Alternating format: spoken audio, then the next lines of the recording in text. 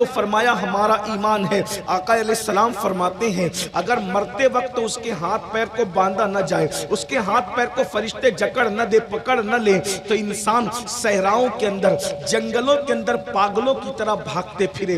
कैफियत ये हो। अब जरा ध्यान से सुनना, मौत कैसे आती है, जिस घाटी से हमें गुजरना है। मैं किसी मौलवी साहब का कौल इस वक्त पेश नहीं करूंगा, ना नाज़िम साहब का कौल, ना मेरा कौल। हमारी औकात क्या कि हम अपनी बातें करें। बात उसकी कर रहा हूं जिसने अपनी जबान से वही इलाही के सिवा कभी बोला ही नहीं। जबान उनकी है, बात अल्लाह अकबर रब ताला की है। वमा यंतिकु अनिल हवा इन हुवा इल्ला वह्युन यूहा। ये वही कहते हैं जो उन पर वही की जाती है। जबान उनकी होती है, कलाम खुदावंद कुद्दूस का होता है। अगर अच्छी मौत मरना चाहते हो तो बहुत तवज्जो के साथ मुख्तसर से गुफ्तगू सुन लीजिए और अल्लाह करे किसी के दिल में बात उतर जाए। मौत क्या है, मौत के वक्त तो कितनी तकलीफ होती है। पहले मैं नेकों को जो तकलीफ होती है वो बता दूं, नेक लोगों को जो तकलीफ होती है वो बता दूं, ताकि आपको एहसास हो जाए नेक लोगों की को कितनी तकलीफ होती है। ये जो समझते हो ना कि नेक लोगों को तकलीफ नहीं होती, नेक लोगों को भी तकलीफ होती है। और कितनी होती है, मैं सहाबा से आगाज करता हूँ, सहाबा से आगाज करता हूँ, उसको सुन लीजिए। अल्लाह अकबर। इस रिवायत को जो मैं पढ़ रहा हूँ फ़क़ी अबुल लैथ समरकंदी ने अपनी किताब में लिखा। दूसरे नंबर पर अल्लामा इमाम जलालुद्दीन सुयूती ने लिखा, इब्न अबी दुनिया ने लिखा, और भी बुजुर्गों ने। मैं समझता हूँ ये 3 हवाले काफ़ी है। हज़रत अम्र इब्न आस सहाबी रसूल दुनिया से तशरीफ ले जाने। ये अम्र इब्न आस कौन है? ये वो सहाबी है जिनके बारे में कहा गया कि सहाबा में अल्लाह ने जिन सहाबा को सियासी शऊर बहुत बड़े पैमाने पर अता किया था, उनमें एक हस्ती सैयदुना अम्र इब्न आस रज़ी अल्लाह ताला अन्हु की है। ये अम्र इब्न आस है, इनके बेटे अब्दुल्ला इब्न अम्र इब्न आस सहाबी हैं। और ये कहते हैं, अब्दुल्ला इब्न अम्र इब्न आस कहते हैं कि मेरे अब्बा जब दुनिया से जा रहे थे, जो जानते हैं वो जान ले, जो नहीं जानते उनको भी पता होना चाहिए कि सहाबी किसे कहते हैं। हमारे अकीदे में जैसे जन्नत का होना यकीनी है, वैसे हर सहाबी का जन्नती होना यकीनी है। उसकी वजह यह है कि जिस जबान ने जन्नत का पता बताया, उसी ज़बान ने सहाबा के जन्नती होने का पता बताया। मेरे आका फरमाते हैं, अल्लाह के रसूल की हदीस सुन लो। आका इरशाद फरमाते हैं कि जिसने मुझे ईमान की हालत में देखा और ईमान ही पर दुनिया से चला गया, यानी सहाबी, अल्लाह ने उस पर जहन्नम की आग को हराम फरमा दिया है। और उस पर जहन्नम ऐसे हराम किया कि जो उसको भी ईमान की हालत में देख ले, अल्लाह उस पर भी जहन्नम की आग को हराम फरमा दिया। सहाबी को देखना भी इंसान पर जहन्नम की आग के हराम होने का सबब बन जाता है। अल्लाह अकबर। ये सहाबा का मर्तबा है। मेरा उन्वान इस वक्त वो नहीं, लेकिन चूंकि मैं वाज़े कर दूं पहले कि इससे बड़ा जुमला मेरे नजदीक सहाबा की मनक़बत में नहीं है कि जैसे जन्नत का होना यकीनी है, वैसे सहाबा का जन्नती होना यकीनी है। हमारे नजदीक सहाबी वही लोग हैं, हमारे यहाँ सहाबी की तारीफ यही है कि जो ईमान की हालत में हुजूर को देखे और ईमान ही की हालत में दुनिया से चला जाए, वो सहाबी है। अगर सहाबी जन्नत में नहीं जाएगा तो कौन जन्नत में जाएगा? मेरे आका फरमाते हैं, जिसके दिल में राई के दाने के बराबर भी ईमान होगा, वो मुसलमान भी जन्नत में जाएगा। तो जब राई के दाने के बराबर ईमान वाला जन्नत में जाएगा, तो जिसने रसूलुल्लाह को ईमान की हालत में देखा है और ईमान ही पर दुनिया से गया है, वो जन्नत में न जाएगा तो कौन जाएगा? लेकिन सुनो, अब गौर से सुनो और ध्यान से सुनो। बच्चों से गुजारिश है कि बात न करें, बहुत संजीदा सा उन्वान है, इसलिए ये महफिलें जो है वो मदारियों की महफिल की तरह भीड़ जमा करने के लिए नहीं होती। इस महफिल में जो सुन करके बदल जाए, एक बंदा भी बदल जाए, तो हमारे लिए निजात का सबब हो सकता है, आकिब मरहूम के लिए निजात का सबब हो सकता है। ध्यान से थोड़ी देर सुन लो। बार बार मैं कहूंगा कि गौर से सुनो, गौर से सुनो, बातें न करो, इसमें वक्त जाएगा। इसलिए मैं आप ये चाहता हूं कि संजीदगी इख्तियार करें। जो बच्चे भाग दौड़ कर रहे हैं उनको प्यार से बिठा दे, डांटे नहीं, जोर जोर न दे, उनको प्यार से बोल दे कि बच्चे बैठ जाएं। एक बार सब दुरूद शरीफ पढ़े, मैं बात आगे बढ़ाता हूँ। अल्लाहुम्मा सल्ली व सल्लिम दाइमन अबदा अला हबीबिका खैरिल खल्क़ि कुल्लिहिम अल्लाहुम्मा सल्ली अला सय्यदिना व मौलाना मुहम्मदिन मादनिल जूद वल करम व अलैहिल किराम व इब्निहिल करीम व उम्मतिहिल करीमा या अकरमल अकरमीन व बारिक व सल्लिम सलातन व सलामन अलैका या रसूल अल्लाह सल्लल्लाहु अलैहि वसल्लम। अब आपने सहाबा की शान सुन ली, और वो भी सहाबा वो जो रसूलुल्लाह के साथ जंगों में जाते थे। तो कुरान ने उनके घोड़ों की शान यूं बयान फरमाई, वल आदियाति दबहन फल मोरियाति कदहा।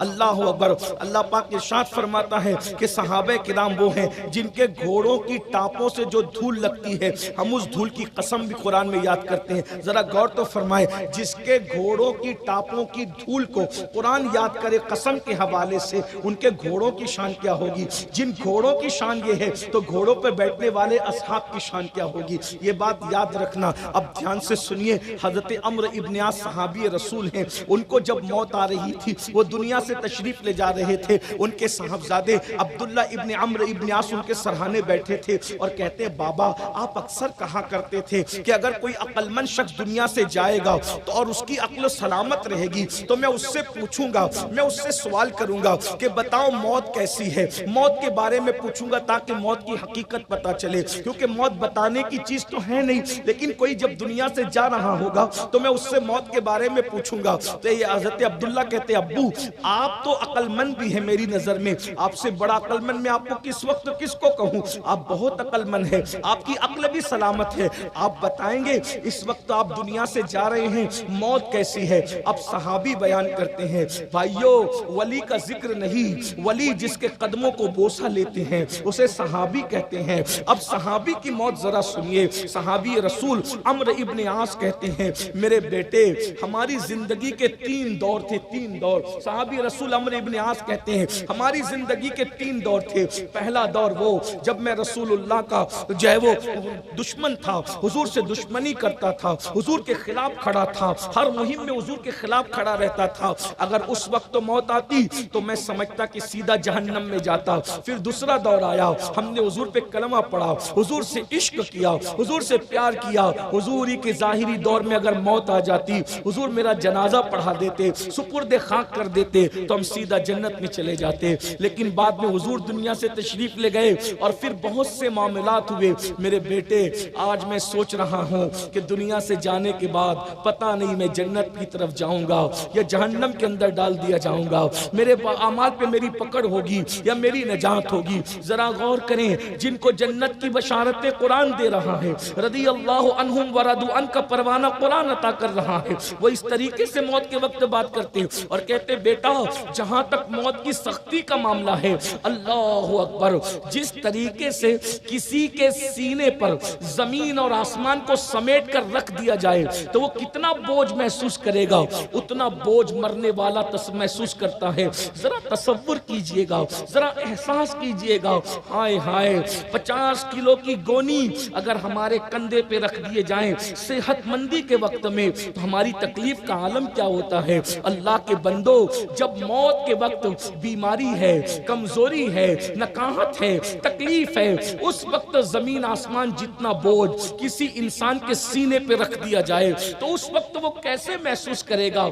ये अभी मैं सहाबी की मौत की वक्त का तस्करा कर रहा हूँ, मैं सिर्फ नाकिल हूँ, नकल कर रहा हूँ। तसव्वुर करो, जरा गौर करो मेरे भाइयों, अल्लाह अकबर। उसके बाद कहते हैं बेटा अल्लाह अकबर, जैसे इंसान नाक की बजाय सुई के नाके से सांस ले तो उसकी कैफियत क्या होती है, उस वक्त ये कैफियत है। और कांटेदार दरख्त पैरों के नीचे से उसके जिस्म में घुसा दिया जाए और वो कांटेदार दरख्त एक एक नस के अंदर घुस जाए और उसको कोई ताकतवर इंसान जोर से खींचे तो उस वक्त की कैफियत क्या होती है, वो कैफियत मौत के वक्त हो रही है। ये सहाबी की मौत है। आइए, अब उससे बड़ा दर्जा अंबिया का है और नबियों में सबसे बड़ा दर्जा सैयदुल अंबिया का, उनके बाद हजरत इब्राहिम अलैहिस्सलाम का, उनके बाद हजरत मूसा अलैहिस्सलाम का। हजरत मूसा अलैहिस्सलाम ने जब मौत की लज्जत चखी तो अल्लाह ताला ने पूछा, ए मूसा तुमने मौत को कैसे पाया। जब तुम मेरे पास आए मौत को कैसे पाया? हजरत मूसा का जवाब सुनिए। हजरत मूसा अलैहिस्सलाम कहते हैं, मौला जैसे एक जिंदा चिड़िया को सीख में लगा करके भूंदा जाए, एक जिंदा, ये हजरत मूसा अपनी मौत का तस्करा खुद कर रहे हैं। जरा गौर कीजिएगा मेरे भाइयों, ये हमने जो शायरी की दुनिया में पूरी जिंदगी को वक्फ कर रखा है ना, ये हदीस की दुनिया में हदीस पढ़ रहा हूँ, हदीस पेश कर रहा हूँ। जरा तसव्वुर करो, वो कलीमुल्लाह जिसके बारे में कुरान कहता है, मिन जानिबि तूरिल अयमन व कर्रमनाहु नजिया। अल्लाहु अकबर। मिन जानिबि तूरिल अयमन व कर्रमनाहु नजिया। ए मूसा जरा तूर के दाईं तरफ आ ताकि तेरा रब तुझसे प्यार की और राज की बातें करे। वो मूसा जिसको तूर पे बुलाया जाता है, प्यार की बातें की जाती है, जिसके कहने पर महबूब को बार बार वापस बुला करके नमाजों में तखफीफ की जाती है, वो हजरत मूसा कलीम अलैहिस्सलातु व तस्लीम अल्लाहु अकबर अपनी मौत का तस्करा रब की बारगाह में खुद करते हैं। कहते मौला मैंने अपनी मौत को ऐसे पाया जैसे जिंदा चिड़िया को सीख में घुसाकर, सीख समझते हैं ना, सीख वो जो लोहे की आती है, वो सीख में घुसा करके उसको जिंदा बूंदा जाए तो क्या कैफियत होती है? न वो उड़ पाए कि राहत पाए, न मर जाए कि राहत पाए। मैंने मौत को ऐसे पाया। एक और रिवायत में आया, फरमाते हैं कि जिंदा बकरी की खाल उधेड़ी जाए तो कैसी तकलीफ होती है, मैंने मौत की तकलीफ को इससे ज्यादा शिद्दत के साथ पाया। अब मैं पूछना चाहता हूं, मासूमों की तकलीफ का ये आलम है, महफूजों की तकलीफ का ये आलम है, तो उन लोगों को डर नहीं लगता जो जिना के अड्डों को आबाद करते हैं? जब वो मरेंगे तो जानियों को मौत के वक्त कितनी तकलीफ होगी। जब नबियों की तकलीफ का ये आलम, सहाबा की तकलीफ का ये आलम, हालांकि अल्लाह के बंदे नेक बंदों को इसलिए तकलीफ डाली जाती है ताकि अल्लाह उनके दर्जात और बुलंद कर दे। अल्लाह अकबर। मौत के वक्त सबसे ज्यादा तकलीफ जिसने उठाई है वो सैयदुल अंबिया मुस्तफा जाने रहमत की जात। वो क्यों? उम्मुल मोमिनीन सैयद आयशा सिद्दीका फरमाती, हदीस पाक का मफहूम है, जब अल्लाह के रसूल अलैहि सलाम दुनिया से जाने लगे तो उस वक्त मेरे आका अलैहि सलाम को बुखार हुआ। तो जिब्रील अलैहि सलाम ने कहा, या रसूल अल्लाह ये दुनिया से जाने का वक्त है। तो सरकार ने फरमाया, जिब्रील जो तकलीफ मुझे हो रही है दुनिया से जाते वक्त, क्या मेरी उम्मत को भी ऐसी ही तकलीफ होगी? तो जिब्रील अमीन ने अर्ज़ की, या रसूल अल्लाह ये जो आपको तकलीफ है सिर्फ बताने के लिए है, उनको तो इससे बहुत ज्यादा तकलीफ अल्लाह देगा। समझाने के लिए, अगर आपके सीने पर मौत की उंगली रखी गई है तो उनके सीने पर तो मौत पूरा पंजा रखेगी। या रसूल अल्लाह उनको बहुत तकलीफ होगी। पता है फिर क्या हुआ? मेरे करीम आका ने फरमाया, जिब्रील मेरे अल्लाह से कहो कि मेरी पूरी उम्मत को जितनी तकलीफ होनी है वो सारी तकलीफ अल्लाह मुझे अता कर दे और मेरी उम्मत की तकलीफ कम कर दे। तो हुजूर के कहने पर अल्लाह ने सारी उम्मत की तकलीफ अपने महबूब पे डाल दी और महबूब ने उस तकलीफ को उठाया।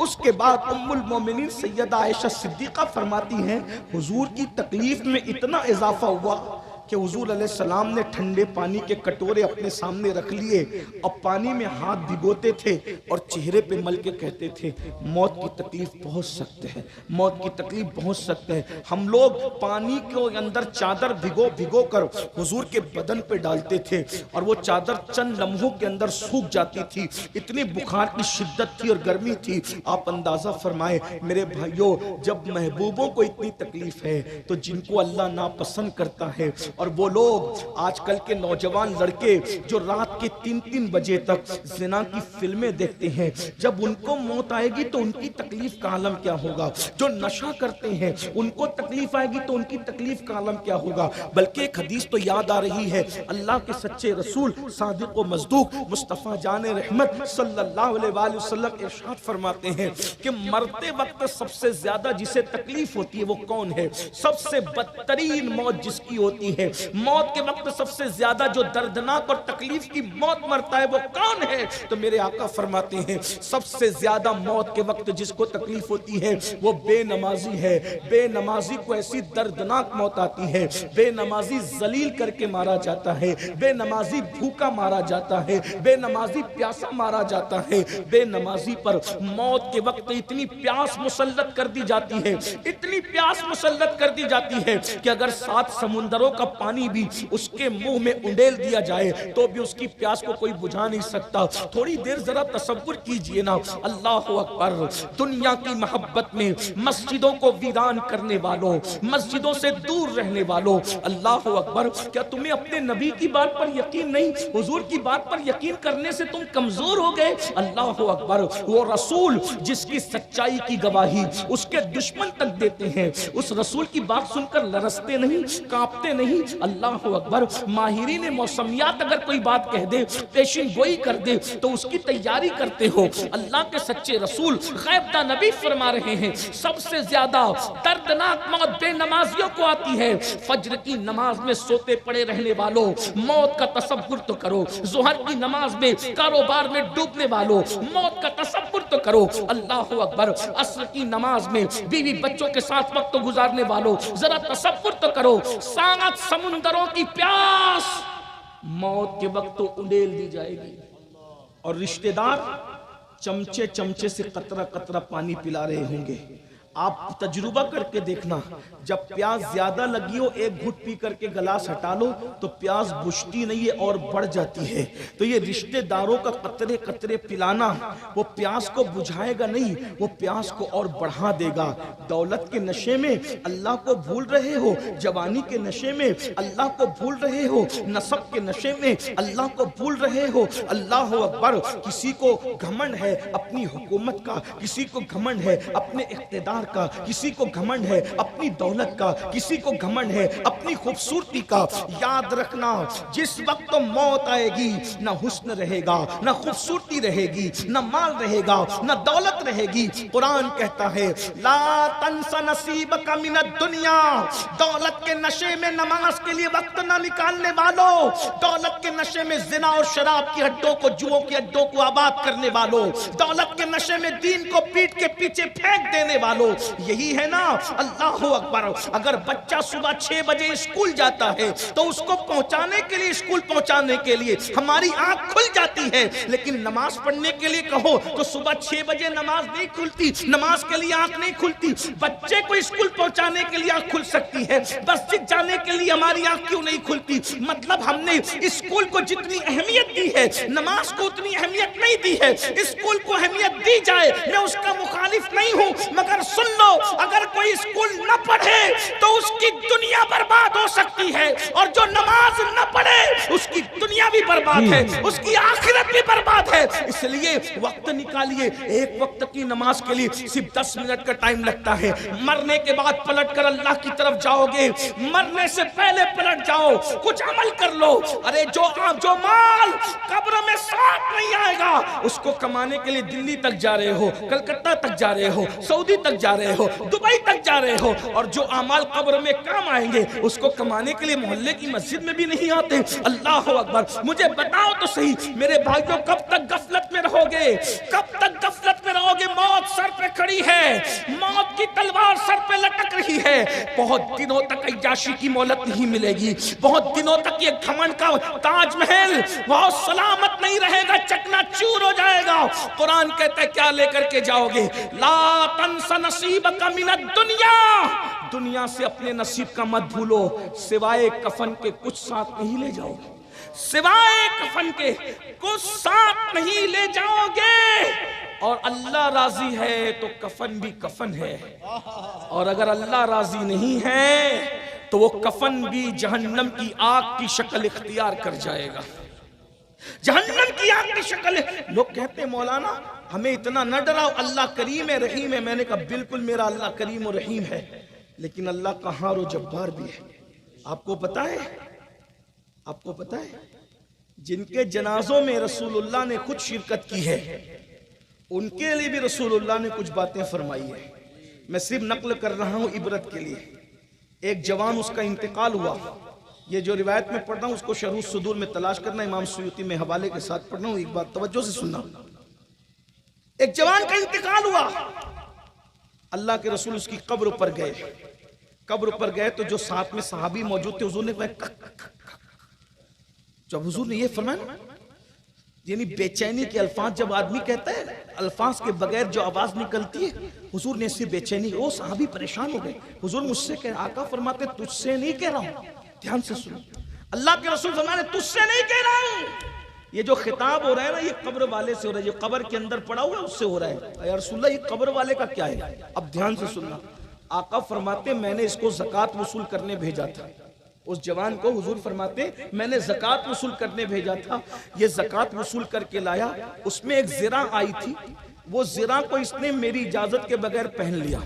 अब मैं वो ज़िरा देख रहा हूं कि जहन्नम की आग की ज़िरा बनाकर इसके बदन में डाल दी गई है।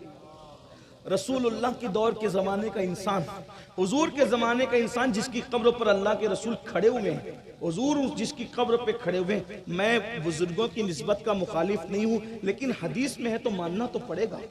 अगर आप हदीस नहीं मानते तो फिर क्या है? रसूलुल्लाह के ज़माने का इंसान अगर ज़िरा को अपनी मर्जी से इस्तेमाल कर ले, यानी अमानत में खयानत करे, तो वो ज़िरा उसको आग की बनाकर पहनाई जाती है कब्र में। किस किस का माल हड़प कर रहे हो, धोखे से माल लेते हो, कर्जा लेते हो तो अदा नहीं करते, और दादागिरी करते हो कि कौन मुझसे वसूल करेगा, मैंने कर्जा किसका दिया जो तेरा कर्जा दूंगा।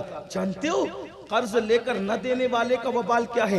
एक जनाजा रसूलुल्लाह की बारगाह में लाया गया, अल्लाह के रसूल जनाजे के लिए खड़े हुए, फौरन पीछे हो गए। फरमाया तुम में से कोई इसका जनाजा पढ़ा दो, मैं जनाजा नहीं पढ़ाऊंगा। सहाबा ने कहा या रसूलुल्लाह वजह? आका फरमाते हैं अभी मुझे जिब्रील ने बताया कि ये कर्जदार है और जो कर्जा वाला है मैं उसका जनाजा नहीं पढ़ा सकता, तुम में से कोई पढ़ा दे। मुझे बताओ जो कर्ज में मर जाए, रसूलुल्लाह उसका जनाजा नहीं पढ़ा रहे हैं। अल्लाह अकबर। वहां मौलाए कायनात मौजूद थे, अर्ज किया या रसूल अल्लाह कितना कर्जा है? इसका कर्जा मैं अपने जिम्मे लेता हूं, मैं अदा कर दूंगा, इतनी बड़ी सआदत से इसको महरूम न करे, इसका जिम्मा मैं अपने सर लेता हूं, इसको बरी जिम्मा करता हूं। मेरे भाइयों कितना कर्ज ले रहे हो, पूरी जिंदगी कर्ज में गुजार देते हो। आपको पता है अगर इंसान शहीद हो जाए तो उसकी दो चीजें माफ नहीं होती, एक तो जो उसने वादा किया है वो माफ नहीं होगा, एक जो उसने कर्ज लिया है वो माफ नहीं होगा। और तीसरी चीज और बता दूं, अल्लाह अकबर, शहीद को जो जन्नत में जाने से जो चीज रोक देती है, अल्लाह के रसूल अलैहि सलाम फरमाते हैं अगर कोई शहीद भी हो जाए और माँ या बाप का दिल दुखा करके मरे तो शहादत के बाद भी अल्लाह उसको जन्नत में दाखिल नहीं करता, शहीद होने के बाद भी। आज क्या हो रहा है? आज क्या इसका लेके खा जा, उसका लेके खा जा। आजकल तो रातों रात करोड़पति बनने के चक्कर में आदमी दौलत दौलत। आप क्या ले जाएंगे? फिरौन क्या ले गया? शद्दाद क्या ले गया? हमान क्या ले गया? यजीद क्या ले गया? तुम क्या ले जाएंगे? कुछ नहीं। आधी से ज्यादा फतेह करने वाला जिसने दुनिया फतेह की वो सिकंदर, आधी से ज्यादा दुनिया फतेह करके जब दुनिया से जाता है तो कहता है मेरे हाथ जनाजे के बाहर करना ताकि लोगों को पैगाम दे के जाऊं कि जिसने आधे से ज्यादा दुनिया फतेह की है वो दुनिया से गया तो खाली हाथ गया। तुम क्या लेकर जाओ? फैक्ट्रियों के मालिक क्या ले जाओगे? मैं माल कमाने के मुखालिफ नहीं, माल कमाओ। मैं तो लोगों को कहता हूँ, सुन्नियों को कहता हूँ, अल्लाह के रसूल ने फरमाया गुर्बत कभी कभी इंसान को कुफ्र तक पहुंचाती है। माल कमाओ, माल जमाओ, ज़कात दो, लेकिन माल में इतने डूब मत जाओ कि अल्लाह को भूल, अल्लाह को मत भूलो। माल कमाओ, खाओ पियो, एंजॉय करो, मगर अल्लाह को मत भूलो, क्योंकि जो अल्लाह को भूलता है। दो बातें अर्ज करके अपनी बात मुकम्मल कर लूं। एक बहुत बड़ा बादशाह था, अल्लाह ने उसको बहुत दौलत दी, बहुत माल दिया था, अल्लाह ने बहुत माल दिया था, बहुत माल दिया। क्या अंजाम होता है ना मगरूरों का, और वो अल्लाह को भूल गया। अब उसका अंजाम क्या वो जरा सुनिए। दो भाई थे, दो भाई, दोनों भाई हिस्से बकरे की बुनियाद पे झगड़ा कर रहे थे। ऐसे हम लोग भी करते हैं झगड़ा फसाद, हिस्से बकरे की बुनियाद। एक बात तो याद रखिए, जिसका झगड़ा खत्म करने का तरीका यह है जिसका हक जितना निकलता है उसको उतना दे दो, हकदार को उसका हक दे दो। अगर आपने अपने भाई का, अपनी बहन का हक नहीं दिया, समझ लो एक उंगली के पोरे के, पूरा समझते, उंगली के पोरे के बराबर भी आपने अपने भाई बहन या किसी की जमीन हड़प की है, तो नीचे नीचे नीचे नीचे 7 तबक काट कर कयामत के दिन उसका हार बनाकर तुम्हारे गले में पहनाया जाएगा। ये 1 इंच जमीन की बात कर रहा हूं, 7 तबक काट के। 50 किलो की मिट्टी हम नहीं बर्दाश्त कर सकते, वो 7 तबक अंदर, और लोग तो पूरा पूरा खेत हड़प कर रहे हैं। बहनों का हक नहीं दे रहे, भाइयों का हक नहीं दे रहे। हर साल उम्रा के लिए भी जा रहे हैं, हज के लिए भी जा रहे हैं, भाइयों को बहनों को तरसा रहे हैं। हकदार को हक दे दो, दुनिया से कुछ नहीं ले जाओ, सब छोड़ के जाना। मरोगे तो सब छोड़ के जाना। मजदूर का पसीना सूखने से पहले उसकी मजदूरी दे दो। किसी पे जुल्म मत करो। मस्जिद के मुतवल्लियों से कहता हूं, ट्रस्टियों से कहता हूं, अपने इमामों को मत तरसाओ। तुम्हें अपनी जेब से तनख्वाह नहीं देनी। इमामों की तनख्वाह कम से कम इतनी करो जितनी किसी कोर्ट के जज की तनख्वाह होती है। कम से कम इतनी करो, नहीं तो कम से कम 25-30 हजार इतना तो दो कि उसका घर अच्छे से चले। तुम्हें जेब से तो नहीं देना, नहीं देना, जेब से चंदा करके देना है। मुतवल्ली बने हो तो थोड़ी मेहनत ज्यादा करो। आप 1 घंटे आने वाले मुकर्रिर को तो 50 हजार देते हो, 2-4 नात पढ़ने वाले को तो 50 और 30 हजार देते हो। जो पूरा महीना इमामत करता है, वो जनाजा भी पढ़ाता है, बच्चे के कान में अजान भी पढ़ता है, उसके बाद पानी पे भी दम करता है, बीमार पड़ जाओ तो दम करता है, हर वक्त कुरान खाने में भी हाजिर है, फिर तुम्हारी बातें भी सुनता है। उसके बावजूद भी तुम अपने इमामों को उतनी भी तनख्वाह नहीं देते जितना तुम अपने जय वो गेट के चपरासी को जो तनख्वाह देते हो, उतनी तनख्वाह भी अपने इमामों को नहीं देते। तुमसे क्या मरोगे तो कयामत के दिन अल्लाह ये भी, या तो ट्रस्टीशिप छोड़ दो, मुतवल्लीसियत से इस्तीफा दे दो, या फिर मेहनत करके इमामों को उनका हक दो। जरा गौर तो करें, हमने इमामों का हाल क्या बना रखा है, जो 5 वक्त अल्लाह की बारगाह में हमारा कायद बन करके खड़ा रहता है। मुझे ये इमाम लोगों ने कुछ कहा नहीं है और मुझे इनसे कोई उम्मीद नहीं, मुझसे हक कहने पर अपने अल्लाह से उम्मीद है, उसकी रजा की उम्मीद है। ये बात याद रखें। मैं कोई इमाम आदमी नहीं, तो यूं भी कोई पढ़ा लिखा आदमी मुझे कोई इमाम भी क्या बनाएगा, लेकिन ये बात याद रखिए, अपने इमामों को दीजिए, अपने मौज़िन को दीजिए, रिश्तेदारों को उनका हक दीजिए, बीवी को उसका खर्चा पूरा पूरा दीजिए, बीवी को मत तरसाइए, माँ बाप को उसका हक दीजिए, सबको हक अदा कीजिए, क्योंकि सबके हक के बारे में पूछा जाएगा। ये बात अच्छी तरह याद रखिए। तो अर्ज ये कर रहा था, 2 भाई इससे बकरे पे झगड़ा कर रहे थे। करीब में एक टूटा हुआ प्याला पड़ा हुआ था। उस टूटे हुए प्याले से आवाज आई, ए जमीन जायदाद के लिए झगड़ा करने वाले, जरा मेरी भी दास्तान सुनो। अब प्याले से अगर आवाज आएगी तो कितने ताज्जुब की बात होगी। हम आप होंगे तो भाग ही जाएंगे, ये तो हिम्मत का काम है। टूटे हुए प्याले से आवाज आई, दोनों भाइयों ने मुड़ के देखा, अपना झगड़ा भूल गए, और झगड़ा भूलने के बाद वो टूटे हुए प्याले की आवाज सुनने लगे। तो टूटे हुए प्याले की आवाज आई कि तुम जानते हो मैं कौन हूं। और टूटा हुआ प्याला कह रहा है तुम जानते हो मैं कौन हूं। तो ये हैरान हो गए, टूटा हुआ प्याला कह रहा है मैं कौन हूं। तो इन्होंने कहा कौन है आप। तो उसने कहा एक बादशाह, वो फुला फुला नाम के बादशाह का नाम तुमने सुना है। कहा हाँ सुना है, वो तो बहुत बड़ा बादशाह था, बड़ा मालदार था, बहुत सतवत और बहुत दौलत और बहुत इज्जत और जान रखता था। तो कहा उसी की मैं मिट्टी हूं। ध्यान से सुनना, उसी की मैं मिट्टी हूं। वो टूटे हुए प्याले से आवाज आई, उसी की मैं मिट्टी हूं। कब मेरी दास्तान सुनोगे। मैं नहीं कोई फायदा उठा सका दुनिया में आके, तो तुम्हें नसीहत कर रहा हूं कि तुम फायदा उठा लो, और उसकी नसीहत मैं आप तक पहुंचा रहा हूं, क्योंकि वो किताबों में बंद है। अल्लाह करे तुम तक पहुंच जाए। बहुत घमंड है ना खूबसूरती पे, बहुत नाज है ना दौलत पे।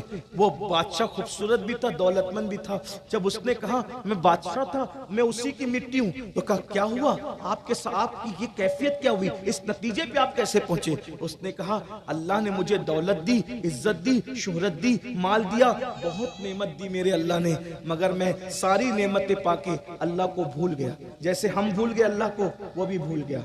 वो घमंडी हो गया, तकब्बुर करने लगा, घमंड करने लगा, तकब्बुर करने लगा। मेरी कैफियत ये हो गई। फिर उसके बाद उसी गफलत में मैं मर गया।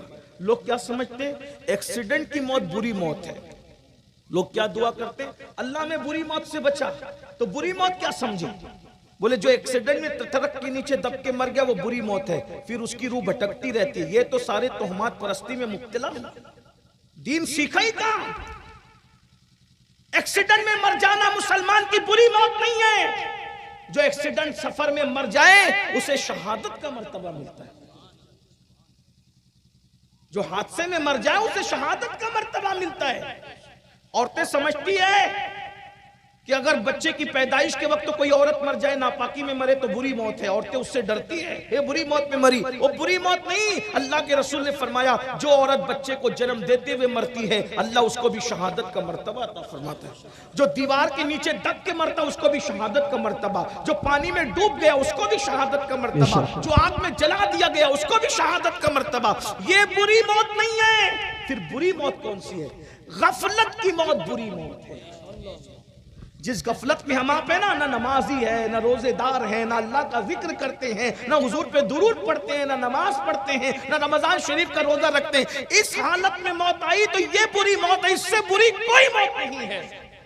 ऐसी मौत के बाद अगर ताजमहल में भी दफन हो जाओगे तो भी सुकून से नहीं रहोगे। और अगर अच्छी मौत यानी अल्लाह को राजी करने वाली जो मौत है, खुदा की रजा पर जिसकी मौत है, अल्लाह रसूल जिससे राजी है, ऐसी हालत में मौत आई और लोगों ने तुम्हें कचरे की कुंडी के पास भी दफन किया तो भी अल्लाह तुम्हारी कब्र को जन्नत के बागों में से बाग बना देगा। इमारत का एतबार नहीं है, इसलिए गुंबदों की फिक्र मत करो, खुदा की रजा की फिक्र करो।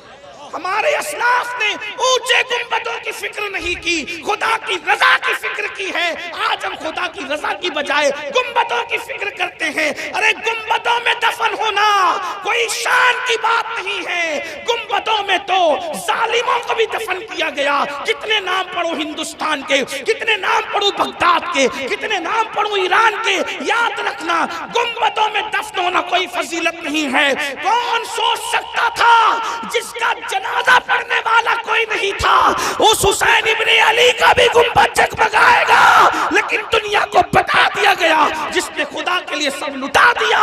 3 दिन हुसैन बेघर थे, आज मेरा मौला हुसैन घर घर नजर आ रहा है, महफिल महफिल नजर आ रहे हैं। इसलिए अल्लाह की रजा वाली मौत की तमन्ना करो। अल्लाह उस शान से, इस शान से मौत अता फरमाए कि वो हमसे राजी हो। और ये नगमा हम सुने, या अय्यतुहन नफ्सुल मुतमइन्ना इरजिई इला रब्बिकी रादियतम मर्दिया फदखुली फी इबादी वदखुली जन्नती। वो बहुत खूबसूरत मौत होती है। अल्लाह अकबर। अर्ज क्या कर रहा था, टूटे हुए प्याले से आवाज आई कि मैं बादशाह था, दौलत थी, सतवत थी, हुकूमत थी, खूबसूरती थी, सब दिया था अल्लाह ने, लेकिन घमंडी होके खुदा को भूल गया था खुदा को। फिर घमंड और तकब्बुर में मौत आई, मर गया तो बादशाहत गई, दौलत गई, सब गया। फिर कहता है मुझे दफन कर दिया गया। उस टूटे हुए प्याले से आवाज आई, मुझे दफन कर दिया गया। और जब दफन किया गया तो मेरी हड्डी हड्डी को कब्र की मिट्टी चाट गई और मैं मिट्टी में मिला दिया गया। सब कब्र में महफूज नहीं रहते और न सब मिट्टी में मिलाए जाते हैं। अल्लाह जिसे चाहता है वो महफूज रहते हैं और जिसे चाहता है अल्लाह मिट्टी में मिला देता है। कुछ लड़के नहीं मानते, मैं उनको एक मिसाल से समझाता हूँ।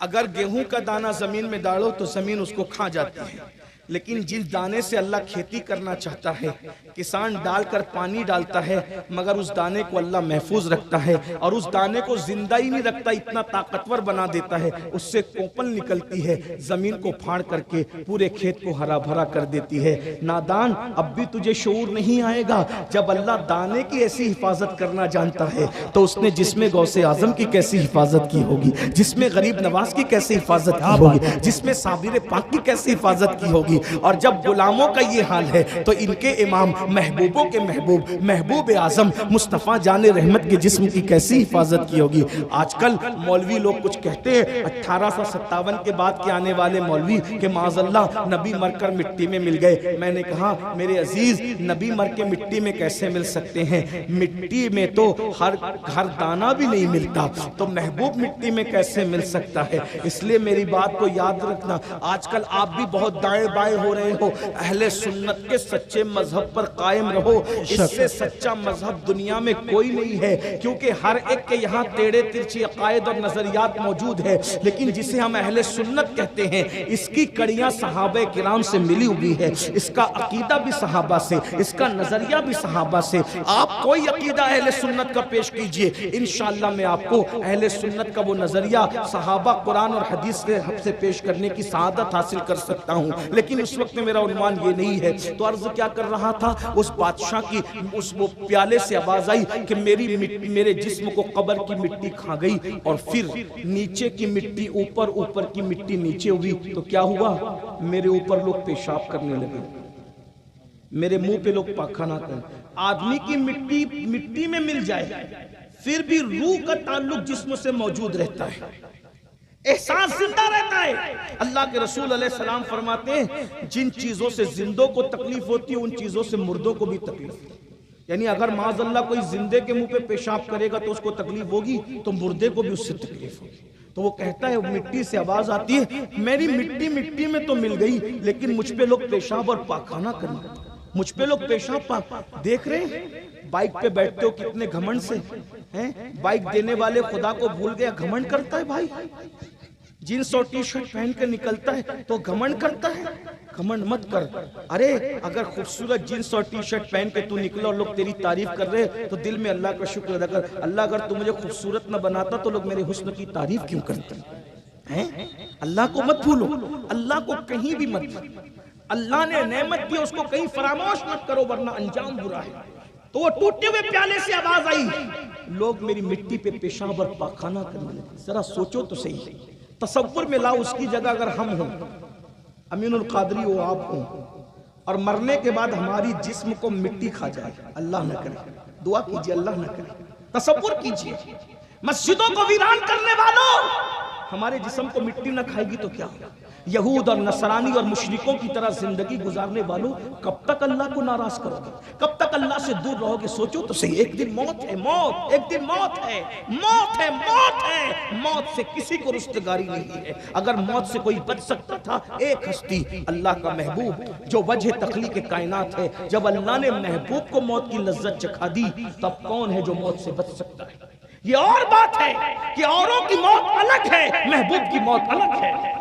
अंबिया को भी अजल आनी है, मगर ऐसी के फकत आनी है। फिर वही मौत के बाद उनकी हयात मिस्ल साबिक वही जिस्मानी है। उसकी अज़वाज को जायज़ निकाह, उसकी अज़वाज को जायज़ निकाह, उसका तरका बटे जो फानी है। तू जिंदा है वल्लाह, तू जिंदा है वल्लाह, मेरे चश्मे आलम से छुप जाने वाले मेरे अजीज, अल्लाह अकबर। मगर सोचो तो सही, जब हबीब खुदा दुनिया से जाहिरी तौर पे तशरीफ ले गए, हमें भी जाना है, दुनिया छोड़ना है। अपने मकान से दिल लगाने वालों, नरम नरम गद्दों पे लेट करके गंदगी और गंदी फिल्में देखने वालों, गंदे गाने सुनने वालों, अल्लाह को भूलने वालों, नरम नरम गद्दों पे फजर की नमाजें छोड़ने वालों, तसव्वुर करो वो बादशाह की मिली हुई मिट्टी कह रही है, लोग मेरे मुंह पर पेशाब और पाखाना करते रहे। हाय हाय, इस मकाम पर मैं पहली मर्तबा पहुंचा तो मुझे एहसास हुआ कहीं ऐसा तो नहीं कि हम भी इबरत बन जाएंगे। जो दूसरों से इबरत हासिल नहीं करते वो इबरत बना दिए जाते हैं। है ना कब्रिस्तान में कितने लोगों की मिट्टियां जो नीचे से ऊपर आई और उस पर कुत्ते पेशाब करते हैं, उस पे बकरियां पाखाना करती है। मेरे भाई अपने हाथ पे रहम कर लो। अल्लाह पाक ने हमें गुनाह के लिए पैदा नहीं किया। कुरान कहता है अल्लज़ी खलक़ल मौत वल हयात लियब्लुवकुम अय्युकुम अहसनु अमला, हमने जिंदगी और मौत को इसलिए पैदा किया ताकि तुम अच्छे अमल करो। अल्लाह अकबर। तो वो कहता है कि आवाज आती है तो फिर नीचे की मिट्टी ऊपर, ऊपर की मिट्टी नीचे, लोगों ने पाखाना पेशाब किया। फिर क्या हुआ, कोई कुमार आया और मट्टी उठा के ले गया कटोरे बनाने के लिए, बर्तन बनाने के लिए। इत्तेफाक से वो मेरी मट्टी उठा के ले गया, उसको सड़ाया, सड़ाने के बाद कटोरा बनाया, कटोरा बनाकर उसको उसने आग में तपाया, मैं आग में जलता गिरा, कुमार के चक्के पे फिरता रहा, आग में जलता रहा। देखो बादशाह का अल्लाह ने क्या अंजाम दिया। यही बनोगे, ऐसे ही घमंडी करोगे?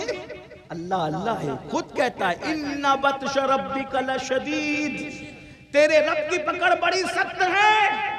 गीबतें करने वालों, चुगलियां करने वालों, एक दूसरे को लड़ाई लगाने वालों, दोस्तों में नफरतें पैदा करने वालों, फूट डालने वालों, कहां रहोगे? अंजाम को पहुंचोगे। बतौर बद्दुआ नहीं कह रहा, होशियार हो जाओ। अल्लाह की खुफिया तदबीर से अल्लाह की पनाह तलब करो, खुदा की पनाह मांगो। हम लोगों के दरमियान बैठते हैं तो वलियों की तरह का बातें करते हैं, और तन्हाइयों में होते हैं तो शैतान का नंगा नाच बन जाते हैं। अपनी तन्हाइयों को चेक करो मेरे भाई, हमारी तन्हाइयां कैसी है, हमारा अकेलापन कैसा है। लोग देख रहे हो तो हम बड़ा लुक्मा नहीं खाते, और अल्लाह देख रहा है तो जिना के अड्डों को तक आबाद करते हो। घरों में बैठकर डिजिटल जुआ तक खेलते हो, वो जुआ जिसके बारे में फरमाया कि जिसने जुआ खेला उसने सूअर के खून में अपने हाथों को रंग लिया। इमाम गजाली फरमा रहे हैं कि जुआ खेलने वाले कयामत के दिन इस हालत में उठेंगे कि उनके हाथ सूअर के खून में रंगे हुए होंगे। अल्लाह अकबर, खुदा की पनाह तलब करो। लाटरी खेल रहे हो, 2020 पर जो है जुआ खेल रहे हो, क्रिकेट पर जुआ लगा रहे हो, और इसी तरीके से जो वो अलग अलग अंदाज से जो यूट्यूब पर इंटरनेट के जरिए से जुआ आम हो रहा है। पहले जुआ के अड्डे पे जाते थे तो पकड़ाने का खौफ था, अब घर में बैठ के जुआ खेल रहे हो, पकड़ाने का खौफ नहीं। अरे इंसान नहीं पकड़ेगा तो क्या हुआ? इन्नल्लाह काना अलैकुम रकीबा, अल्लाह तुम पर कड़ी निगरानी कर रहा है। ये इंसान के पकड़े जाने का खौफ क्या है? खुदा नहीं देख रहा है? हुआ माकुम ऐनमा कुंतुम, तुम जहां कहीं हो अल्लाह तुम्हारे साथ है, उसकी पकड़ से कोई नहीं बच सकता। इसलिए अल्लाह से डरो। बाप देख रहा है तो सिगरेट नहीं पीते, और खुदा देख रहा है तो क्या क्या नहीं करते। अल्लाह के देखने का कोई खौफ ही हमें नहीं रहा। बादशाह की मिट्टी कहती है मुझसे कटोरा बनाया गया, मुझे तपाया गया, और जब तपा दिया गया तो इतनी बड़ी हुकूमत का बादशाह, कटोरे के अंदर उसकी मिट्टी को कटोरे की शक्ल में बाजार में बेच दिया गया। बाजार में भी बिक कर, और जब बाजार में बिका उसमें लोगों ने गरम गरम सालन डाला, खाना डाला, खूब इस्तेमाल किया। फिर किसी जालिम ने मुझे पैर से टकराया और मैं दो टुकड़े हो गया, और फिर उस जब कटोरा टूट गया तो फिर मैं यहाँ लाके फेंक दिया गया। जमीन पे लड़ने वालों, बादशाह होकर किस अंजाम को पहुंचा हूँ। अल्लाह को मत भूलो वरना तुम्हारा भी अंजाम यही होगा। सोचो, बादशाहों का ये हाल हुआ। जमीन खा गई आसमां कैसे, जगह जी लगाने की दुनिया नहीं है, ये इबरत की जा है, तमाशा नहीं। जिस दिन जिंदगी का रिश्ता टूट जाएगा रूह से, जिस्म का रिश्ता टूट जाएगा, बस आखिरी बात, जिस्म का रिश्ता रूह से टूट जाएगा, उस दिन कोई घर में नहीं रखे। कितनी बेवफा है ना ये दुनिया। बस आखिरी बात, माँ रखेगी घर में, बाप रखेगा घर में। सबसे ज्यादा बाप प्यार करते, मैंने माँ से ज्यादा प्यार करते किसी को नहीं देखा। लेकिन मरने के बाद माँ ने भी घर में है? घर जिंदों के लिए, मुर्दों के लिए, मजबूरी है, लेकिन ममता से रोती रहेगी, घर में नहीं रखे। क्या होगा? फिर गुस्ल दिया जाए। कितना मजबूर है ना इंसान। आया था तो भी गुस्ल करने के काबिल नहीं था, और जा रहा है तो भी गुस्ल करने के। किस पर घमंड करते हो? किस ताकत पे घमंड है? किस दौलत पे घमंड है? किस नसब पे घमंड है? किस खूबसूरती पे घमंड है? गुस्ल करने के काबिल नहीं हो। आए थे तो भी दाई के मोहताज थे, और जा रहे हो तो गस्साल के मोहताज। पता नहीं कैसे नहलाएगा। बड़े एहतियात से क्या क्या लगा के गुसल करते हैं। अच्छी बात है, करो भाई, सब इस्तेमाल करो। नाजायज चीज के सिवा सारे कॉस्मेटिक आइटम अपने ऊपर इस्तेमाल करो। मैं मना नहीं करता, ब्यूटी अच्छी चीज है, अगर उसमें हराम चीज नहीं मिले तो करो, लेकिन जरा तसव्वुर भी तो करो। घर के आंगन में तुम्हें नहलाया जा रहा है, हमें नहलाया जा रहा है अपनी मर्जी से। न उलट सकते न पलट सकते, जिधर चाहते पलटते, जिधर चाहते। बेसतरी हो रही है, नहीं हो रही है, खुदा जाने क्या है। और उसके बाद उस चंद गज कफन में लपेटा जाता है जिसके अंदर जेब भी नहीं। 4-4, 6-6 दुकानें ढूंढ ढूंढ के हम कपड़ा खरीदते थे। 4-4, 6-6 दुकानें ढूंढ कर हम कपड़ा खरीदते थे। आज कफन वो आया है जिसको हमने पसंद नहीं, हमारी पसंद के बगैर आखिरी कपड़ा आया है। कि बुजुर्गों ने कहा बहुतों के कफन मार्केट में आ चुके हैं और वो गफलत में है। हो सकता है मेरा तुम्हारा कफन भी मार्केट में आ गया हो। अल्लाह सबको लंबी उम्र अता करे, लेकिन हकीकत है। आज हम कितनी गफलत में, कितनी गफलत। भाइयों, हम एसएससी का, एचएससी का, पीएचडी का इम्तिहान देते तो पूरी पूरी रात जागते हैं, स्टडी करते हैं। दुनिया के इम्तिहान के लिए रातों को जगे हो, आखिरत के इम्तिहान के लिए 5 मिनट तहज्जुद के लिए भी जग जाओ, 10 मिनट फजर के लिए भी जग जाओ। इतनी किताबें पढ़िए दुनिया के इम्तिहान में कामयाब होने के लिए, आखिरत के इम्तिहान में कामयाब होने के लिए कुरान भी पढ़ना शुरू कर दो। आका फरमाते हैं जो सूरह मुल्क की तिलावत करेगा वो अज़ाब कब्र से महफूज रहेगा, जो सूरह यासीन की तिलावत करेगा उससे हिसाब नहीं लिया जाएगा, बेहिसाब जन्नत में जाएगा। सूरह यासीन पढ़ने वाले को अल्लाह शहादत का मर्तबा अता फरमाएगा। जो बावुजू रहना सीखो, जो बावुजू रहेगा, बिस्तर पे मरे तो भी उसको शहादत की मौत नसीब होगी, अल्लाह उसको शहादत का मर्तबा अता फरमाएगा। आखिरत के लिए भी कुछ कर लो ना मेरे भाई, क्या करके, बहुत कम वक्त लगता है, बहुत कम टाइम लगता है। अल्लाह अकबर। तो अर्ज ये कर रहा था कि कफन पहना दिया गया और कफन पहनाने के बाद उसके बाद जनाजा पड़ी गई और कब्र में दफन कर दिया। आखिरी सी बात है, कब्र में दफन कर दी, मट्टी बराबर कर दी। कोई आया साथ में? कोई आया? नहीं आया। लोग जनाजे में नहीं आते मेरे भाई, लोग जनाजे में भी, दोस्त लोग भी नहीं आते, बहुत कम लोग जनाजे में आते हैं, मसरूफ है दुनिया। गालिब ने कहा था हमने माना कि तगाफुल न करोगे लेकिन खाक हो जाएंगे हम तुमको खबर होने तक। हैं? कौन आता है? कौन आता है जना? और आप ही गए मुंह पे मट्टी डाल के चले जाते हैं। जो आखिरी बात के तौर पे रिवायत पढ़नी थी वो ये है कि एक दिन मौलाए कायनात सैयदना अली पाक कब्रिस्तान गए, साथ में आपके शागिर्द थे मशहूर ताबेई हज़रत सैयदना सईद इब्ने मुसय्यिब, मशहूर आदमी, बहुत बड़े बुजुर्ग हैं, आलिम हैं, फकीह हैं। ये यजीद के ज़माने में जो मस्जिद नबी में अजान नहीं हुई थी 3 दिन तक, तो इसके गवाह यही है। ये दीवाने बन के फिरते थे। ये कहते हैं कि अजान के वक्त कब्र रसूल से अजान की आवाज़ आती थी और नमाज के वक्त नबी पाक की मज़ार से नमाज पढ़ने की आवाज़ आती थी। ये सईद इब्ने मुसय्यिब का बयान है। अल्लाह अकबर। तो सईद इब्ने मुसय्यिब बयान करते हैं, कहते हैं कि मैं मौला अली के साथ कब्रिस्तान गया। तो जब मौला पाक के साथ कब्रिस्तान गया तो मौला अली ने कब्रिस्तान में दाखिल हुए तो कहा अस्सलामु अलैकुम या अहलल क़ुबूर, कब्र वालों तुम पे सलाम।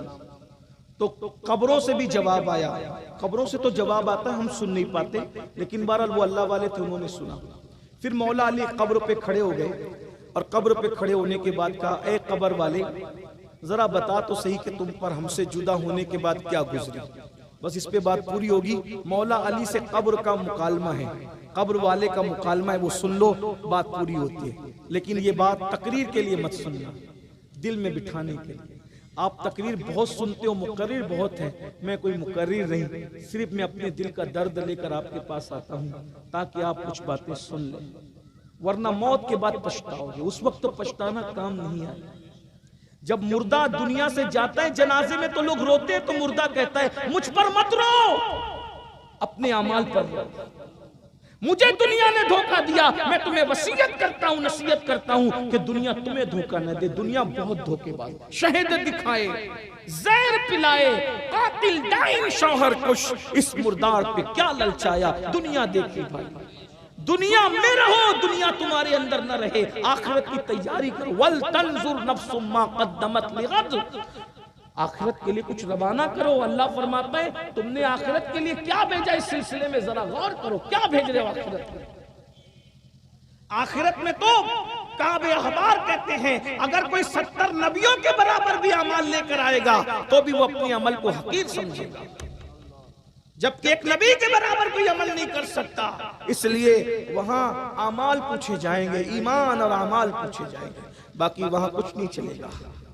आज ये बड़ी बड़ी बातें करते हो ना, ये जो होगा देखा जाएगा और क़यामत में देख लेंगे और ये कर लेंगे वो कर लेंगे, वहाँ कोई शायरी वायरी नहीं चलने वाली है। वहाँ तो कुरान कहता है यौम यक़ूमुर रूह वल मलाइका सफ़्फ़न ला यतकल्लमूना इल्ला मन अज़िन, जिब्रील और सारे फरिश्ते थर थर कांपते होंगे अल्लाह की हिम्मत से। हज़रत आदम अलैहिस्सलाम जैसे नबी कह रहे होंगे नफ्सी नफ्सी इज़हबू इला गैरी, हम कहाँ हैं मेरे भाई। बहुत ज्यादा देर होशियार न बनो, बहुत देर होशियार बनने की जरूरत नहीं है। वहां नबी का बेटा भी जहन्नम में डाला जाएगा, नूह अलैहिस्सलाम के बेटे की शक्ल में। नबी की बीवी भी जहन्नम में डाली जाएगी, लूत अलैहिस्सलाम की बीवी की शक्ल में। नबी का चचा, सगा चचा जहन्नम में डाला जाएगा, इब्राहिम अलैहिस्सलाम के चचा आजर की शक्ल में, वो भी बिच्छू बनाकर डाला जाएगा। और अगर यार राजी हो गया तो फिर असहाबे कहफ का कुत्ता भी दूल्हा बनाकर जन्नत में ले जाया जाएगा, क्योंकि अल्लाह को उसने राजी कर लिया। देख रहे, कुत्ता जन्नत में जा रहा है और नबी का बेटा जहन्नम में जा रहा है। अब भी इबरत नहीं लेते। अल्लाह अल्लाह है, बेनियाज है। लोगों को ये बातें मेरी बुरी लगती है कि ये तू क्या कह रहा है। मैंने कहा जो कुरान ने कहा, वो कुरान से हट के अगर कहूँ तो बात करे ना। हम अपनी तरफ से तो नहीं कह रहे ना, ये आपको आगाह करने के लिए। सोना जंगल रात अंधेरी छाई बदली का, कुरान में क्यों कह दिया कि नूह के बेटे को जहन्नम में डालेंगे? ताकि तुम्हारे कान खड़े हो जाएं कि जब वो गज्जूर कहार और जब्बार उलुल अज़्म पैगंबर नबी के बेटे को उसके करतूत की वजह से जहन्नम में डाल सकता है, तो हमारे अंदर सुर्खाब के पर लगे कि सूद भी खाओ और जन्नत में जाओ, जिना करो फिर जन्नत में जाओ, जुमा की 2 रकात पढ़ के भाग जाओ फिर जन्नत में जाओ, औरतों को पाप की नजर से देखो फिर जन्नत में जाओ। नबी का बेटा जहन्नम में जा सकता है और तुम जन्नत ही में जाओगे? इतनी कंफर्म जन्नत दिखा के लाए हो। ये कुरान ने क्यों बयान किया? ताकि इबरत हासिल करो। बल्कि मैं तो उससे बढ़ के कहूं, कुरान अगर पढ़ लेते तो तुम्हें पता चलता जिनकी शक्लों को अल्लाह ने सूअर और बंदर की शक्ल दे दी अमाल की वजह से, वो अरे गहरे नकू खैरों की औलाद नहीं थी, वो पठान नहीं थे, वो मुगल नहीं थे, वो शेख नहीं थे। कौन थे फिर? वो औलाद पैगंबर थे, नहीं थे?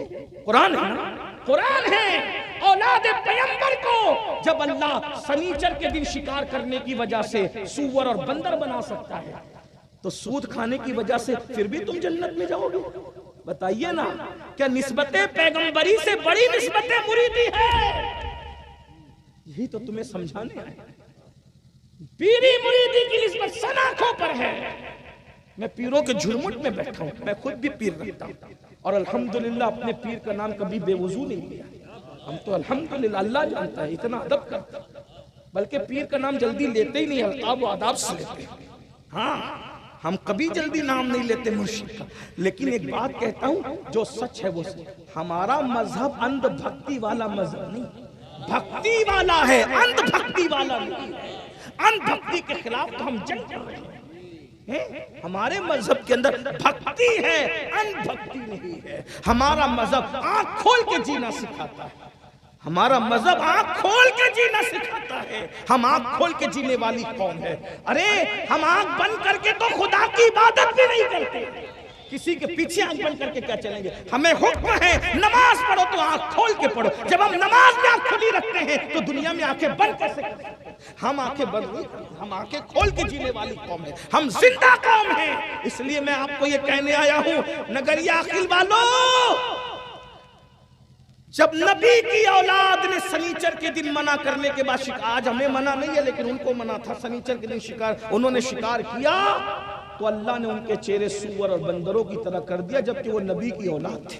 आप किसके बेटे हो, हम किसके? सूद खा रहे हो ना, छुप छुप के खा रहे हो ना, तो कब्र में मुंह सूअर की तरह होगा तो क्या बनेगा?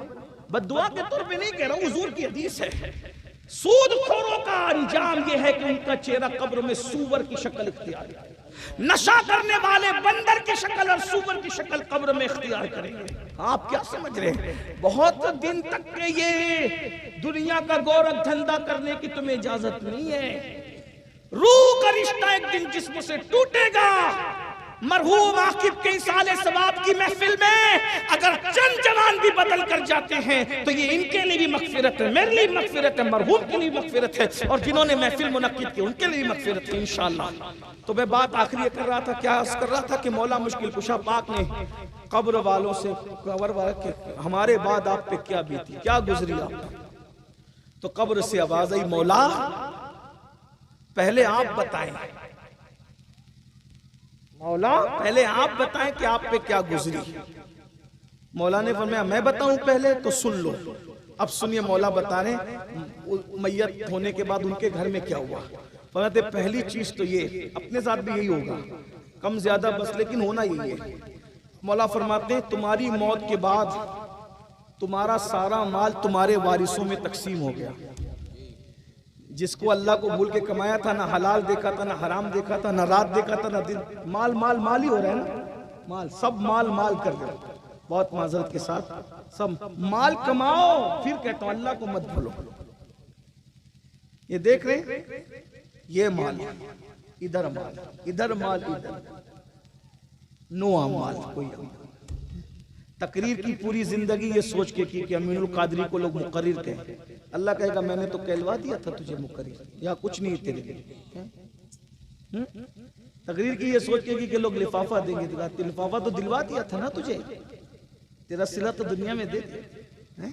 हाँ, तकरीर की तो सुन लो कि सुभान अल्लाह कहलवाता था ना लोगों को कि इसलिए कि तू बहुत बड़ा मुकर्रिर है, मसला बताता तो बड़ा फकीह है, आया नात पढ़ता था बहुत बहुत बड़ा आशिक रसूल है। सबसे छुपा सकते, रब से नहीं छुपा सकते। वो करम करता है, सत्तारुल उयूब है, पे पर्दे डालता है, लेकिन कयामत में खोलेगा सब लिखवा रहे। इक़रा किताबक, पढ़ना डर लगता है।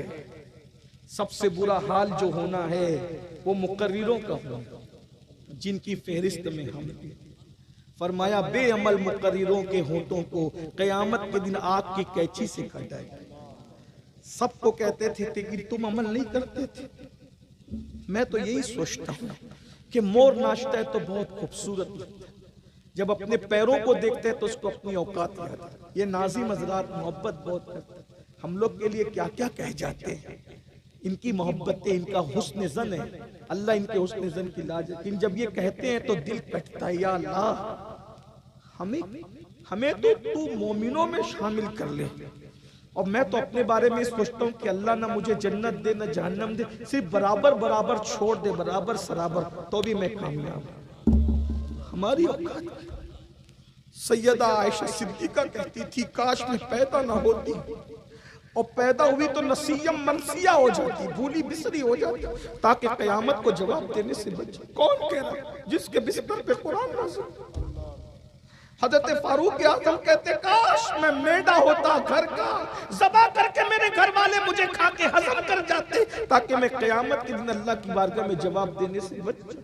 सिद्दीक़ अकबर कहते काश मैं कोई परिंदा होता और मुझे ज़बा करके खा लिया जाता, ताकि कयामत के दिन जवाब देने से बच जाता। हजरत अबू ज़र गिफ़ारी कहते काश मैं दरख्त होता कि मुझे काट दिया जाता और चूल्हे में जला दिया जाता, ताकि मैं कयामत में जवाब देने से बच। हम क्या जवाब देंगे अल्लाह को? यही कि पूरी दुनिया को नसीहत करते थे, हम अमल नहीं करते। लिमा तक़ूलूना मा ला तफ़अलून, हमें क्या हक है नसीहत का? बताइए। हम अपनी आखिरत को भूले बैठे भाइयों, धोखा दे, अपने आप को धोखा दे रहे हो।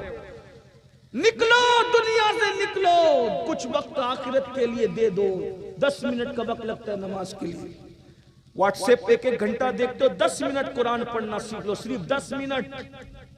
मैं ये नहीं कह रहा कि पूरा पारा पढ़ो, एक सफा 2 मिनट में 1 सफा पढ़ा जाता है। तर्जुमा कंजुल ईमान के साथ रोज पढ़ना सीख जाओ।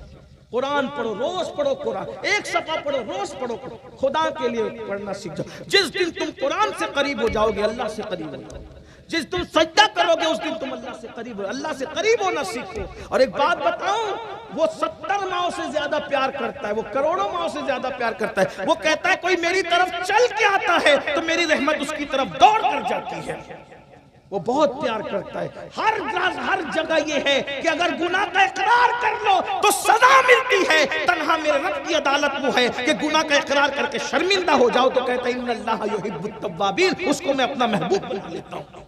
ये उसका दरबार है, आओ उसकी तरफ। फफिर्रु इलल्लाह, कहाँ जा रहे हो? अल्लाह की तरफ पलटो। हराम मत खाओ, हलाल खाओ। अपने बच्चों को हराम मत खिलाओ, हलाल खिलाओ। दीन है, उसकी बरकतें तुम्हें नसीब होगी, क्योंकि एक दिन हमेशा तसव्वुर को एक दिन जाना, बस ये तसव्वुर हमेशा रहे, एक दिन जाना है। मेरे भाई मदीने शरीफ जाना होता है, कितने दिन पहले से तैयारी करते हो। अमेरिका अफ्रीका जाना है, कितने दिन पहले से तैयारी करते हो। अरे मुंबई जाना है, कितने दिन पहले से तैयारी करते हो। अल्लाह के पास जाना है, क्या तैयारी है? क्या तैयारी है बताइए? क्या तोशा है? क्या किया है? कुछ नहीं है। इतना लंबा सफर है, कुछ तैयार है, क्या होना है? दूर जाना है, रहा दिन थोड़ा, कुछ तैयार है, क्या हो? दिल हमें तुमसे लगाना ही न था, अब सफर बार है क्या? मौला मुश्किल कुशा फरमाते हैं, मुझसे पूछते हो कि तुम जुदा होने के बाद हम पे क्या बीती, तो सुनो तुम्हारा माल तुम्हारे वारिसों में तकसीम हो।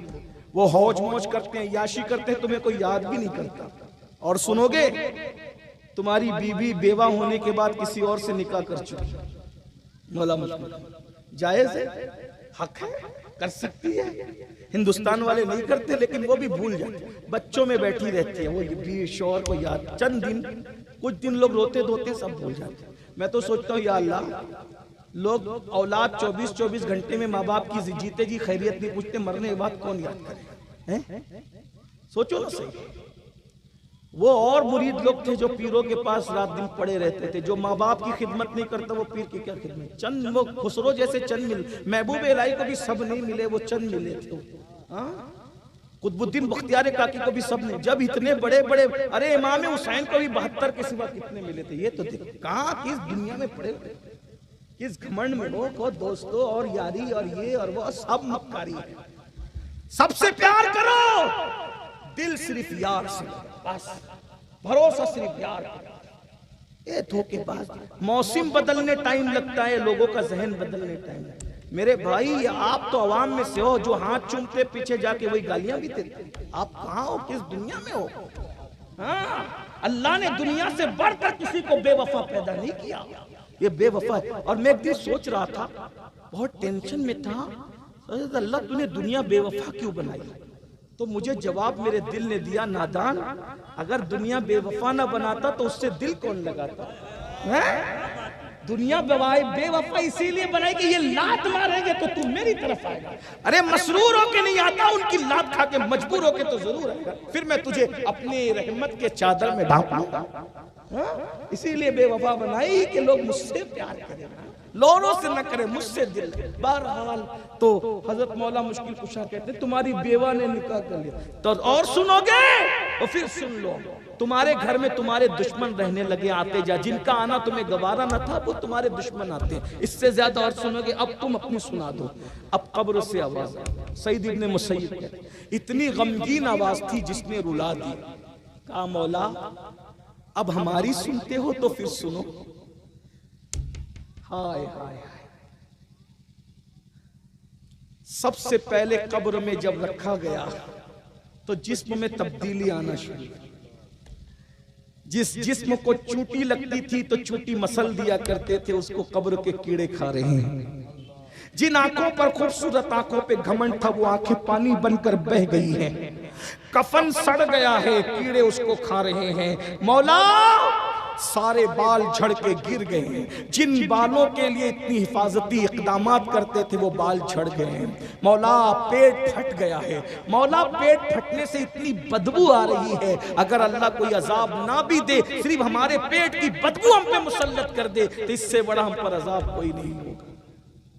ये रात दिन ऐसे ऐसे करते हो ना, हैं? कितना करते हो, हैं?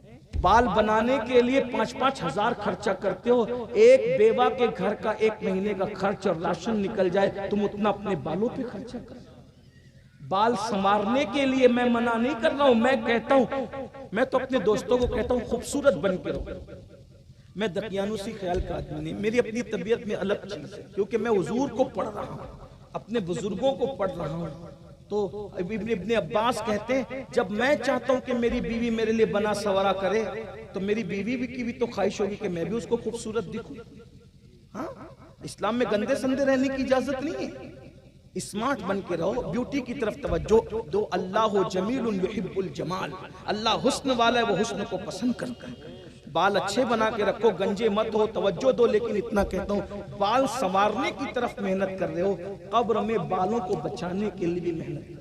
ये जिस्म को बनाने के लिए जिम कर रहे हो 1-1 घंटा, 10 मिनट मस्जिद में देकर इस जिस्म को कब्र में बचाने की भी फिक्र कर लो। क्या आवाज आई मौला को, मौला पेट फट गया। मैं सोचता हूँ या अल्लाह, हाजमा खराब हो जाए तो पेट की हवा इतनी बदबूदार निकलती है लोगों, तो जिसका पेट फटा होगा तो कब्र के अंदर कितनी सड़न होती होना है। पेट फटेंगे। इस पेट के अंदर जो हलाल और हराम की तमीज के बगैर भरा है ना, क्या क्या भरा है इसके अंदर, ये पेट फटेगा। और आवाज आ रही मौला, कब्र के अंदर पेट की बदबू इतनी खतरनाक है कि कोई अजाब और ना दिया जाए, तो हमारी बदबू हम पे मुसल्लत की जाए तो ये सबसे बड़ा अजाब होगा। सईद इब्ने मुसय्यब कहते हैं मौला रोए तो इतना रोए, मुझे ऐसा लगा रोते रोते इनकी रूह ना निकल जाए। मैं दुआ कर रहा था कि अल्लाह मेरे मौला को इफाका दे दे, क्योंकि मुझे ऐसा लगता है कि रोते रोते ये जान ना दे दे। ये हाल है बुजुर्गों का। आइए ना आज एक अहद करें। पहली चीज, आज से पहले जो कुछ हुआ तौबा करें। करते हैं सब तौबा? कितने लोग राजी है तौबा की?